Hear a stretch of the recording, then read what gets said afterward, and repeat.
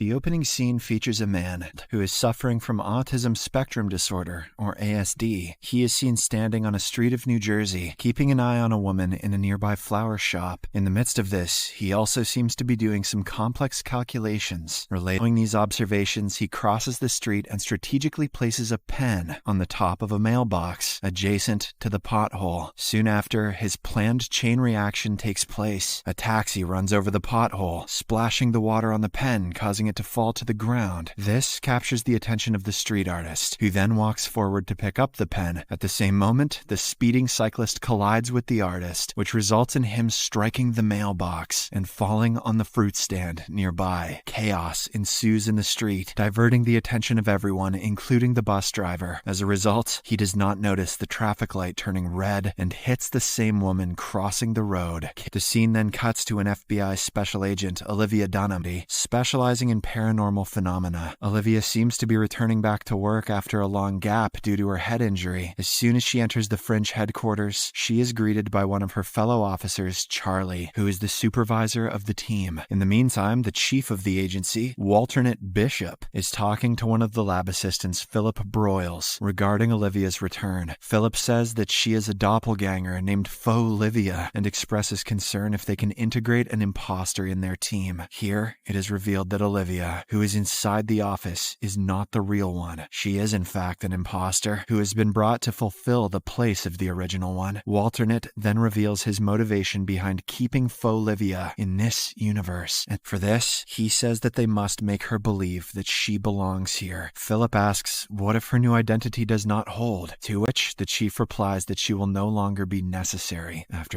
afterwards, Charlie briefs the team on the seemingly random bus accident which he claims to have happened 2 times in this week. The victim is done. A short while later, the FBI team arrives at the accident site and splits up to search for any leads or clues. The investigation is led by another FBI agent whose face appears to be ruined by burn marks. Charlie inspects the body and uses her fingerprint to retrieve her further details. She eventually finds out that the deceased woman's name is Julian Foster. Simultaneously, Agent Lee tests for any signs of environmental factors but finds nothing. However, he does find the same ballpoint pen at the scene. After inquiring with the eyewitnesses, Olivia approaches Agent Lee and tells him that the local artist had bent down to pick up the pen, during which he collided with the bicycle rider and fell into the fruit stand. Upon hearing this, Agent Lee speculates that the pen is the main element that created a sequence of reactions, ultimately leading to the victim's death. The next day at Fringe headquarters, Agent Lee and Charlie are trying to find out a connection between the bus accidents that happened in the 2 days. Agent Lee spots the same ballpoint pen in the photo of the first accident, which makes him even more convinced that someone has orchestrated the chain of events. Following this, they go to talk to a mathematician of the Fringe agency, Astrid, and tell her about the events. However, she claims that no human can carry out such a chain of events and mold it in his or her favor twice. Amidst their argument, another similar bus accident takes place, leaving Astrid in shock.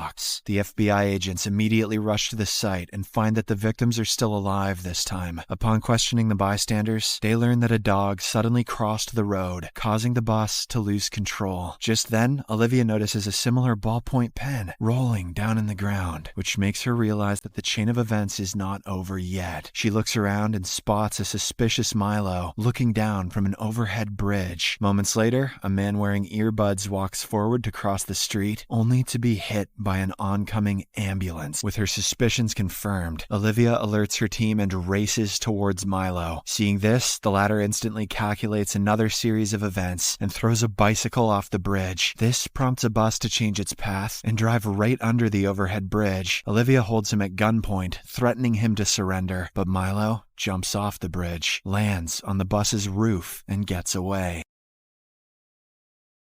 After this event, Milo returns home to find his sister Madeline worried for him. She tells him that she has been getting numerous calls from the hospital, but he ignores her. She then tries to convince him to surrender, claiming that he has gone way too far. However, Milo anticipates her actions and completes her sentences, effectively silencing her. Not long after, Madeline shows him a small plastic horse toy, a reminder from their mother. This makes him feel uneasy, and he walks away, saying that it is irrelevant now. On the other hand, Agent Agent Lee is taken to the hospital for his regular skin checkup. Before entering the burn chamber, he asks Olivia to focus on finding commonalities among the 3 victims. Heeding his instructions, Olivia returns back to headquarters and starts talking to the witnesses of the accidents. After a bit of inspection, she discovers ties between the 3 victims and a medical center. She shares her discovery with Charlie, and the two immediately head to this very medical center. Upon arriving there, Olivia notices that one set of patients are using the same ballpoint pens, as they are unable to cope with digital devices. iPads make them eye-mad. Later, they meet Dr. Levin, a chief doctor who recognizes all 3 victims of the bus accidents. After briefing them on some details about the victims, Dr. Levin explains that they have been helping mentally challenged patients with experimental processes to boost their intelligence. He also shows them video footage of their patients, in which Olivia spots Milo. Upon inquiring about him, Dr. Levin responds that he is one of their patients who also went through the same drug trial that boosted his IQ exponentially. He goes on to say that Milo was released from the hospital under supervision of his sister, and that he was scheduled to return back in order to reverse the experimental process. But now he is not responding to their calls, and he is killing everyone. Learning about Milo's sister, the FBI agents decide to pay her a visit. Unbeknownst to them, Milo is keeping a close eye on Olivia, noting every single pattern of her movements and predicting her next move. Later on, Charlie and Olivia arrive at Milo's place, where they are greeted by Madeline. They ask her about Milo's whereabouts, but she claims to be unaware of them. Sensing that she is hiding something, the agents tell her about the crimes he has committed and how dangerous it is to let him roam free.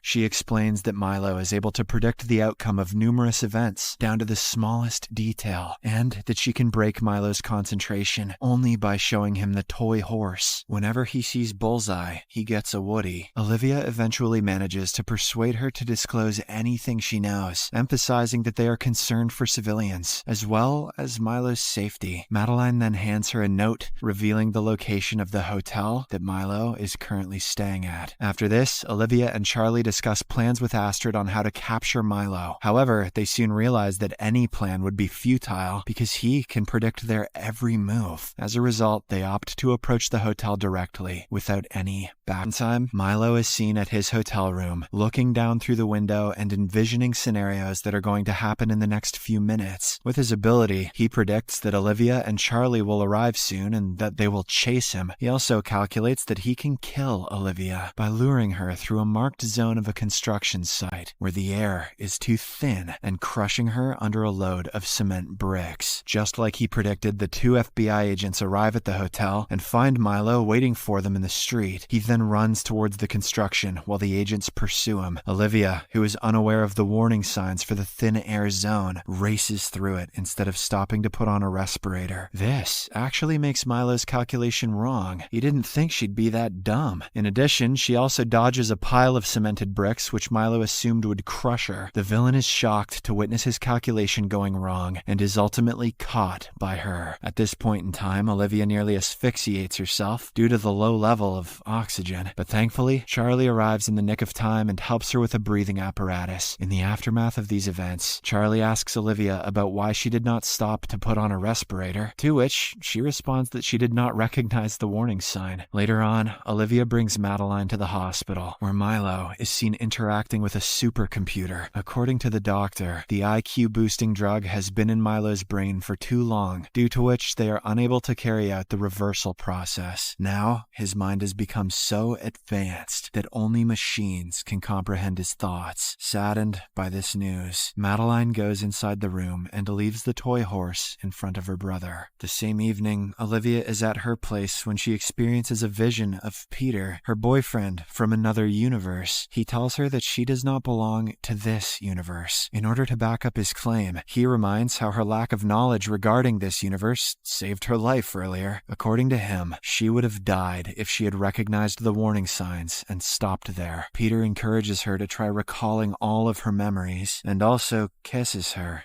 before vanishing.